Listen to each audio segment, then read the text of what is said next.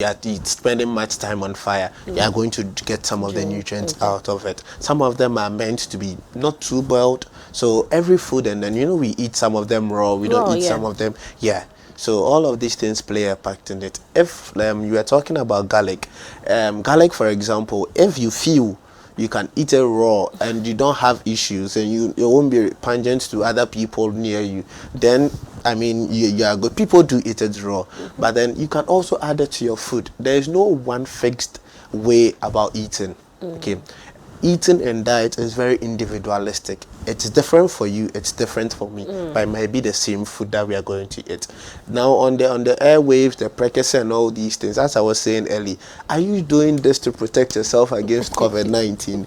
I mean, Neem Tree Challenge, I did some. I didn't do it because of COVID-19. But this has been there those times. Good, yes. We used to see our parents and our grandparents do it for malaria. Yes, exactly. That is what I was about to say. So they were doing it at home, and then my brother was like, I should come and do. So I asked them, what is the purpose of this thing? It was like, oh, we are just doing it because we all know it. You can use it to take out fever and all that. I was like, okay, if that is the case, they're fine. But if you tell me it is going to cure COVID-19, I am not going to do it because there is no substantiated evidence that any of these things can protect you against COVID-19 or boost your immune system or something. Eating of garlic, eating of onions, eating of precursor, taking vitamin T, taking this and that and that. There is no evidence. These things, maybe in conjunction with some other food, would help in some way, in maybe a disease condition or something. But garlic alone, as its own nature, garlic has not been shown to boost immune system or prevent COVID-19 or protect you from any such thing like that. So they are all myths, and as you said, we have to know the right thing. Okay, so I'm sure we'll get into all that. We'll get into it. But since the outbreak of this virus and looking at how things are springing up from uncertified people and then people who do not even have the slightest idea what they are even talking about concerning what we are putting in our bodies.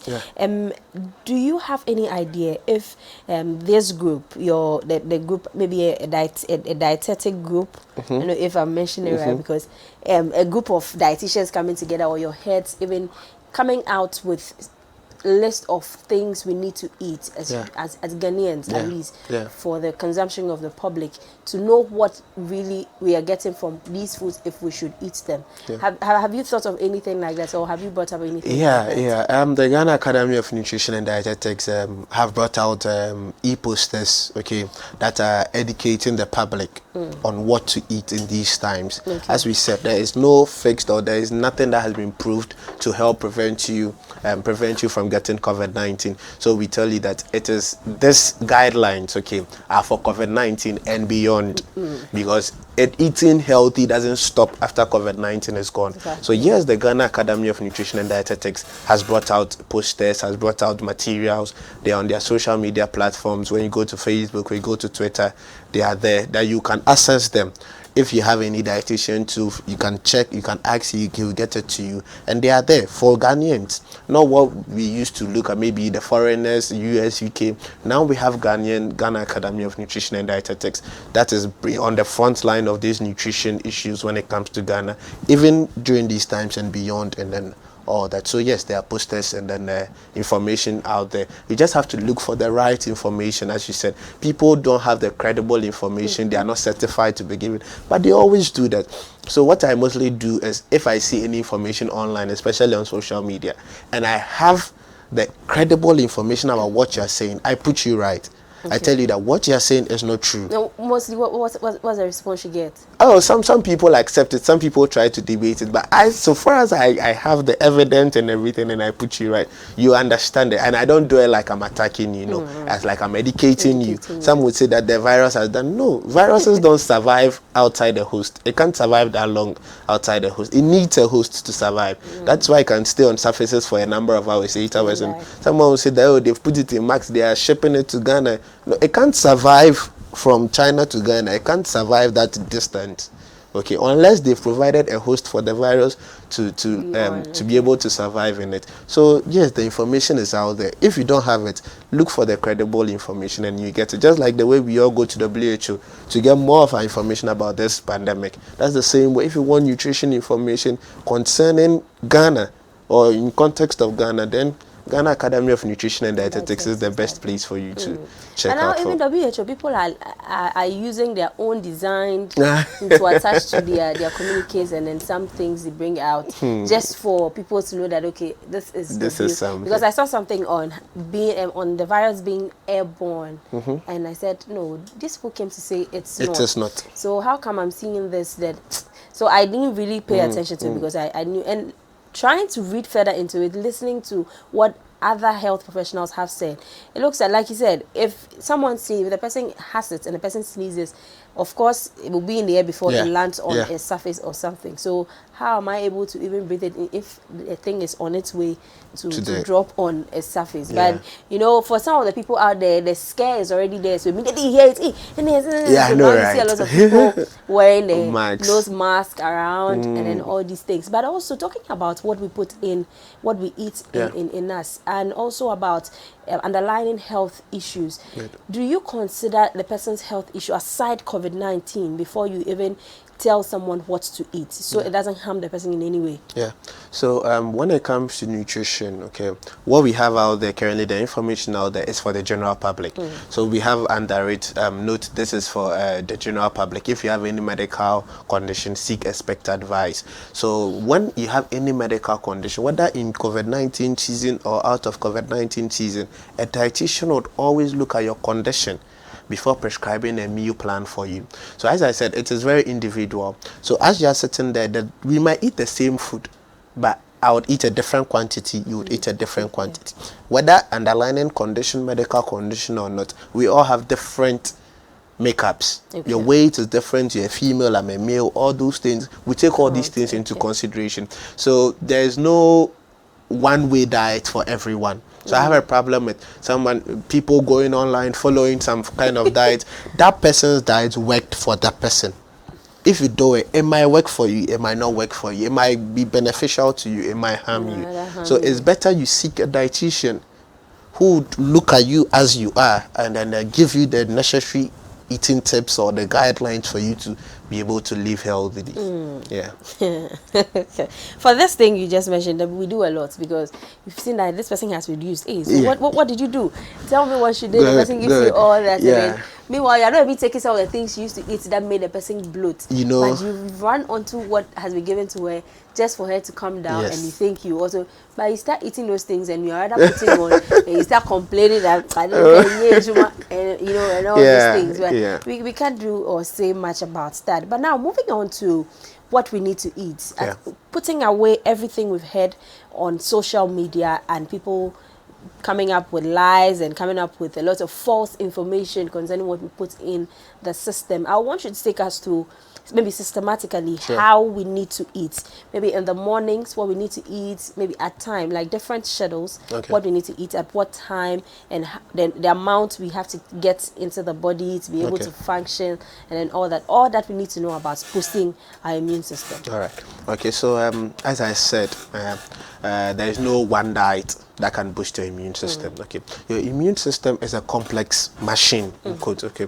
so it has to do with this and that and this and that. A lot of things come together to form that immune system. Therefore, there is no one diet or one nutrient that can help you boost your immune system. But then a collective work towards it would help maybe get your immune system working properly.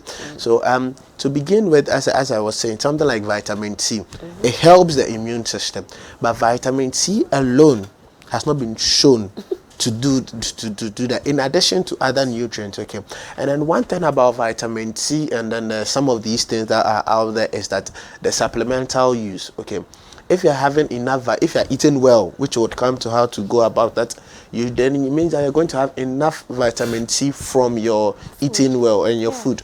But then the moment you bring in a supplement, okay, supplements are used when there is a deficiency of a particular nutrient. You understand? So if it's been that you've been that, oh, you have your vitamin C levels are low, before a supplement comes in, it's supposed to add on to whatever you're eating. It means that during the day or throughout your eating, you are not able to take enough vitamin C. So use the supplement to boost your intake. Some supplements, when you take them too much, can cause toxicity. One is vitamin C.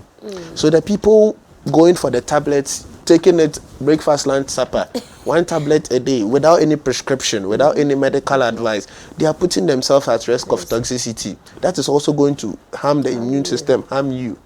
Vitamin A, people are eating a lot of things just because supplement. But if there is no known deficiency, why do you go for supplement? You can eat healthily and have all these things from it. When we say healthy eating, what are we talking about? We mean eating in totality to give you good health. Okay, no one wants to eat so that I'll come and sit here and then be coughing. You don't want to eat so that you won't be able to walk. You want to eat so that you'll be able to have that complete state of health. Okay, now healthy eating is simply having all the food groups, the food nutrients in their right proportions. So not too much carbohydrates, not too much proteins, not too much fats and oils. In our system, tell me which takes the greater part. Yes, Ghana staple foods are carbohydrates. Carbo is there. Yes, but even with the carbohydrates, we have types of we have types of carbohydrates. Okay, we have the simple carbohydrates and the complex carbohydrates. Yeah. So you can work around it. The fact that as staple, so I call but no try, you have to eat anyhow, and then you just consume to carbo. Oh yes.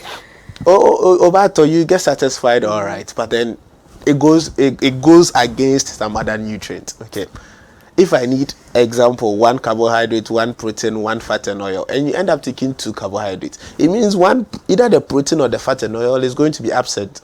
And as it is absent, it is not going to help the body, because the body needs all 3 to function properly.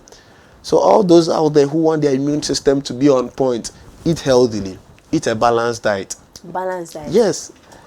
Who tells, or how can you tell that this is a balanced diet? Okay. Because for some people, as far as the person has bought a kinky and there's fish or fried egg at the side, the person is taking a balanced diet. Okay. So how can you tell that this is a balanced diet? Okay.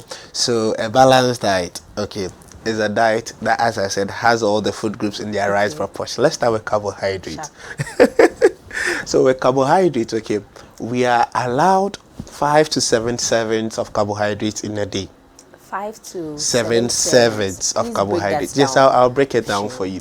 So a serving of carbohydrates, okay, depending on can be a ladle when it comes to porridges, like a ladle. Like makuku. Yes. Okay. Tom Brown, oats, all of these things. A ladle.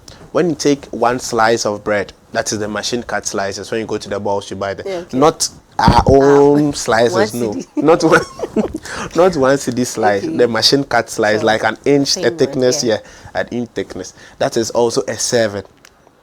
Okay, of carbohydrate. Okay. When it comes to the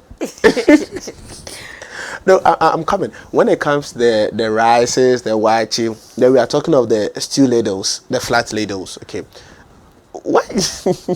So yeah, the stew ladles and the flat ladles. Okay, those are also there. Now also when we are talking of carbohydrates, okay, as I said, we have simple and then complex carbohydrates. So a complex carbohydrate is a carbohydrate that has fiber in it, a lot of fiber. Oats is an example. Okay, wheat is an example. So it's all about the food being unpolished, having it in its unpolished form. Refined ones and then the simple carbohydrates are like plain rice that has been refined. But if you take our local rice, it's unpolished. So the wheat germ has not been taken of it. So that is a complex carbohydrate. And then one thing, I'm bringing it to where you are saying the person has to be satisfied. Okay, if you take in complex carbohydrates that have a lot of fiber, okay, the serving that you take is enough. It would be enough to satisfy you. But then when it is the refined, so apart from the rice being refined, other refined ones are like the drinks, the soft drinks, the teas and all that. Tea has no fiber in it, right? Good. So comparing, if you take a cup of tea and then a cup of oats, if I give you these 2 things, which one would be able to stay with you longer? Oats. Definitely. Okay. So if it is tea, you end up drinking a lot before you become satisfied. But if it's oats, you eat comparatively a smaller size. You even need bread. Yes, you would even need bread. You understand? So if you have your oats, I know there are some people who take it in large and still add bread. then they are abusing the carbohydrates. They are abusing the carbohydrates, and it means that you're increasing your calorie, the amount of calories you're eating, and then you start gaining weight, and then you call your dietitian, please, I'm gaining weight. Meanwhile, it's a simple thing for you to do. Do you understand? So when it comes to carbohydrates, you have to take 5 to 7 servings in a day. When it comes to fruits and vegetables, they are also part. Okay. You are supposed to at least 5 servings of fruits and vegetables a day. So it can be fruits, maybe 2 fruits and then 3 vegetables. When I say 2 fruits, not 2 fruits as in, but I mean 2 servings of fruits and then 3 servings of carbohydrate of vegetables. Sorry. Yes. So a serving of fruit is like a medium orange. Let's say like 50% orange. That is a serving of fruit. You know, it depends on the location. The location tells the size of the orange being sold at 50%. Yes, that's why I classified it as a medium orange. Okay, so maybe we can a fist. So my fist is bigger than yours. So maybe mine. Yes, so maybe like 3/4 of your fist. Oh, okay. Do you get it? Yes, of a female fist. Let me put it that way. Yes, if I say until his fist is very big. Okay, so a medium size. Yeah, a medium sized orange. So maybe like the size of a tangerine. Oh yes, some tangerines too are very small too. Do you get it? So just we know when you see a big orange, you see a big orange, a very large orange. No, that's not what we are talking about. A lot of chaff. Yes, we are talking of a medium-sized orange as being a serving of fruit, or maybe banana, a medium-sized banana. Okay, not the very small ones, the medium-sized ones. Okay, that is for when it comes to vegetables. The local or the foreign one. You know, the foreign ones come in bigger sizes. Yes. So the foreign one, one can be a 7. If it is the local very small ones, it can be 2. That's a 7. Okay. Yes. And then if it comes to the vegetables, when you have cut vegetables, that is a cup. 1 cup. 1 cup. So if like you put in your palm, so cupped. Okay. 1 of that is a 7 of vegetables. So if it's carrot. Yes, and you've cut chopped carrots like this is a 7. So it doesn't matter even if it's 1 or 2. So far as it fills. Yes, so far as it fills, yes, it can be a 7. Okay. And this alone is a lot. That is for, let's say, carrots. You're saying if you had to dice it, cut it very small, and you take this, that is also a lot. You get it? Yeah. So if you are taking 3 servings of this, I mean, that means 1, 2, 3, or or you are taking about 5. That is if you are maybe you don't want to take fruits or something. You are taking 3 of this. That is a lot. If it is not cut, okay, the green leafy ones, the cabbage and stuff, and that is like 2 cups. Okay, if you have the measuring cup, 2 cups, or yes, 2 of this. Yes, so that one is not chopped. Like the green leafy vegetables, you can have 2 of that. So that is for fruit and vegetables. Like, can you live just on that, on fruits and vegetables? No carbs, no nothing. Can you live on that? Well, fruit and be healthy. Fruit and vegetable is carbs. So I understand your question, but then you know, some people go for parties. They take banku. They want dry veggies at the side. They take tilapia. Yeah. You know, and then some will even ask for chicken and all those things. That's what I'm asking you. Can you just live on fruits and then vegetables? Yeah, some people do. Okay, some people. You'll be fine. You'll be healthy. You would miss out some nutrients.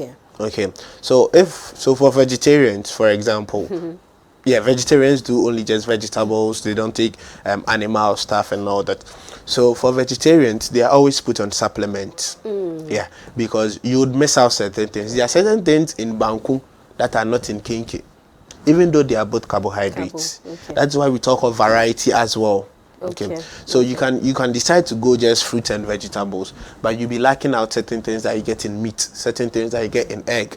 So if it is that and it is prescribed, your doctor will put you on a supplement. So that is a supplement. It's going to bring in what you are missing because you are not eating it. Do you get it? So you can do that and then get expert medical advice to supplement whatever you are going to lose. Then for proteins, 2 to 3 servings a day. Okay, depending on your condition or depending on who it is, of proteins is enough. And when we talk of proteins, we are talking of lean protein. Okay, lean protein, that is the for meat, taking out the fat, the visible fat, chicken, taking out the skin and all that, and then as much as possible taking the plant sources of protein. the beans, the agushi, the granuts, okay, the legumes. All these are good. Soya bean, all of them are good sources, plant sources of protein. And then you minimize the processed ones like sausages, then Okay. like sausages, like the processed meat Someone and I all know that. won't be happy because that's their favorite. So Wow, unfortunate, but you have to limit it or you have to reduce it because it's processed. Okay, all foods that are processed are not too good for your body, are not too good for your immune system. so maybe once in a while. Yes, you can once in a while, have or it. even if you're having it, look at the quantity, reduce it. Okay, so the proteins I've talked about. So if you can have the plant sources of protein, and then if it is the animal sources, to go for the lean ones that is without fat. Now, when it comes to fat and oils too, the amount of a serving is like a teaspoon of oil. Okay, so we have you either go for the healthy ones, that is the unsaturated fats. Examples are the olives, the canola, the soya. But just all Yes, they are all good. But then let's not forget that even though it is a good oil, too much of it this is still bad. goes against you because the amount of calories in there doesn't change. It gives you the same amount of calories, but it doesn't give you the bad effects I of know the. that still, if there's no oil at the surface of it, is that it doesn't look fine. You are the type who does stew and then the oil on the Oil has surface to is like a float. mirror. You can see yourself inside there. It's not healthy.